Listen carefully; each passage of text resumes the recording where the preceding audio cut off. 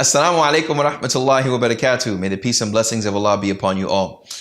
The other day I was sitting in my dining area and I was reading, and my son walked downstairs into the kitchen, walked in the kitchen, opened the refrigerator, got what he wanted to drink, and then was proceeding to walk back to the stairs. And I stopped him. I said, "Son, I know we know each other, and I know you've known me for a long time, as a matter of fact, but give me salams. Let's give salamu alaikum. Give it a try. Assalamu alaikum." So he says, "Well, assalamu alaikum."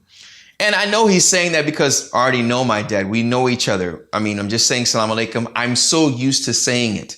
But we have to realize that this word assalamu alaikum is a dua, or it's a khabar. It's news about Allah subhanahu wa ta'ala being as-salam. Therefore, he gives the peace to other individuals, other forms of creation, or we ask him to give us the salam upon you. So when I say assalamu alaikum, may peace be upon you. I know all of us want peace in our households now, being with this COVID-19, and even outside of the COVID-19 virus era, time frame.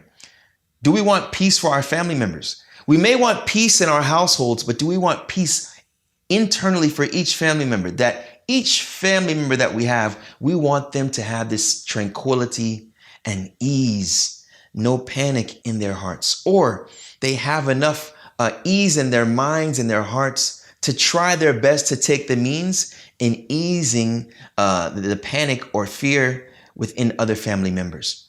Assalamu alaikum.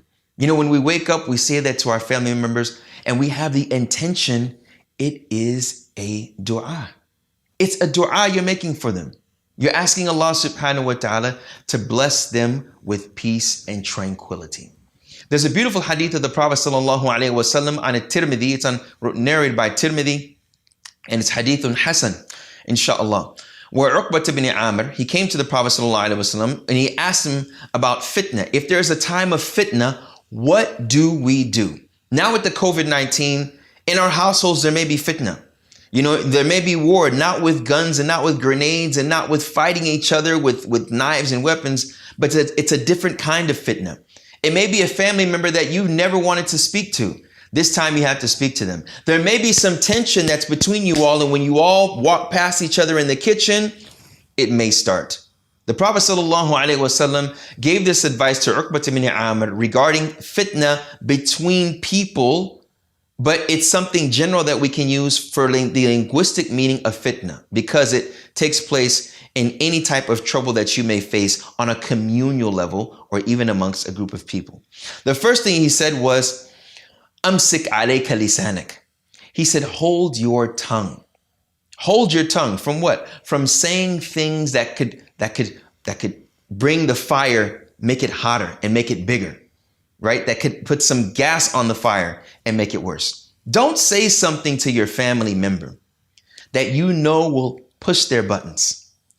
It may be the words that you use, and a lot of times, some of us think that we're slick. It may be the way that we say the words to that person, because we know if we say it in that way, it'll just trigger something that will start an argument. Or it'll just trigger something that it may not start an argument, but it won't bring any salam to their hearts or to their minds. You know, brothers and sisters, not talking about in Islam, I'm talking about siblings. Many things that we say, especially the older siblings to the younger ones, we may say hurtful things to our younger brother or younger sister and may not even think twice about it, but it has a long-lasting effect on how they live as human beings in the future. Now that you're home so many times, long periods of time throughout the day, if you're sitting and you're playing video games or watching a movie, watch what you say to one another. Be considerate of the other individual. Think about, if it was said to me, would I like it or not? This is what is very important for us, to watch what we say. You know, Mu'adh bin Jabal, in a hadith in Tirmidhi, it's a long hadith. Mu'adh bin Jabal, where the Prophet ﷺ was telling him about abwab al-khair. He said, Hal adulluka ala abwab al-khair? And he was asking, should I tell you not the good things, the doors to goodness? And then he mentions some of the pillars of Islam.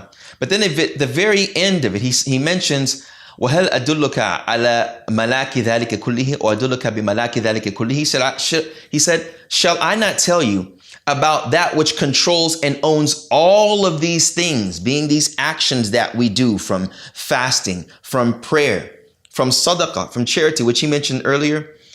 And Mu'adh ibn Jabal, he mentioned the Prophet ﷺ, أخذ بلساني فسد كف عليك هذا or أمسك عليك هذا. He said, hold this. Have control of it. Take it over. Do not let it overpower you. Right? Kuf عليك هذا. He took his tongue and he told him that. And then Mu'adh ibn Jabal asked the question, Ya Nabi Allah, وَإِنَّا لَمُؤَاخَذُونَ بِمَا نَتَكَلَّمُ بِهِ. He said, and verily, will we verily be held accountable from what we say? The Prophet ﷺ said, ثَكِلَتْكَ أُمُّكِ يَا مُعَاذ. He made, it's an Arab expression to show that, oh, you've been neglectful. Wake up, think about this, Mu'adh. Then he makes the statement, he asks him a rhetorical question. وَهَلْ يَكُبُّ النَّاسَ عَلَى وُجُوهِهِمْ وَعَلَى مَنَاخِرِهِمْ إِلَّا حَصَائِدُ أَلْسِنَتِهِمْ. And will mankind not be thrown in the fire on their faces and on their noses except what their tongues have reaped? Reaped, meaning that you may have said something consistently to someone over a period of years, that verbal abuse that has a long-lasting effect on your children. And then you take them to a psychiatrist or psychologist. What's wrong with them? There's something wrong with him. But when we dig deep, or when the psychiatrist or psychologist or neighbor digs deep and looks and sees that it was the way you were speaking to them, this time that you're home with them, it may intensify. So be aware of what you say. The second thing the Prophet ﷺ said, وَأَلْزِمْ بَيْتِكَ أَوْ وَلْيَسَعْكَ بَيْتُكَ. He said, and stay home. Looking at the COVID-19 now, we see that it is something that we're ordered to stay home, rather from the Sharia. It is from an Islamic objective of preserving the nafs, preserving the souls, the bodies, the health, and even wealth, to stay home.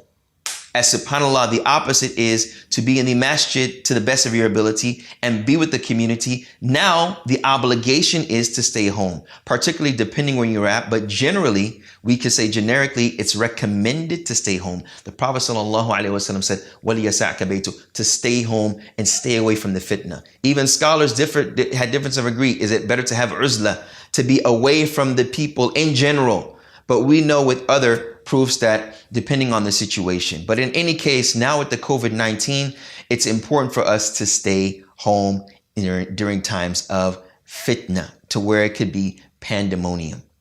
And thirdly, the Prophet ﷺ said, وَابْكِي عَلَى خَطِيئَتِكَ, and to cry over your sins. Now that you are home, please look at this as an opportunity.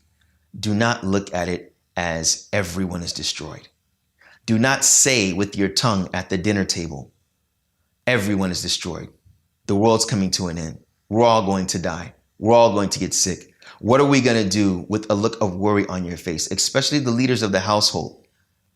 Do not show worry and panic. Rather, when you are alone and you are at home, look at your mistakes and cry over your mistakes. So use this time that you have, the second form of advice, to implement the third. When you're at home alone now, think of what you've done. Evaluate yourself. Have a purpose, and let that purpose push you every single day to be humble.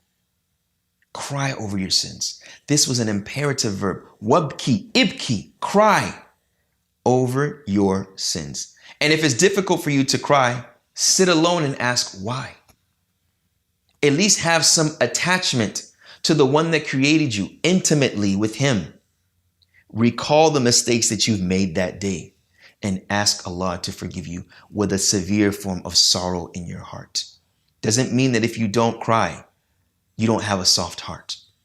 What it is expressing here is for you to express the need and love and deprivation of Allah's mercy, to where that mercy will be exemplified in keeping you away from fitna, individually, within yourself, with the battle between yourself and with your family. May Allah subhanahu wa ta'ala make us of those that watch our tongues. May make us of those that stay home protecting ourselves and others as our civil responsibility. And may He make us of those that cry over our sins with reflection, redemption for renewal. Assalamu alaikum wa rahmatullahi wa barakatuh. Thank you.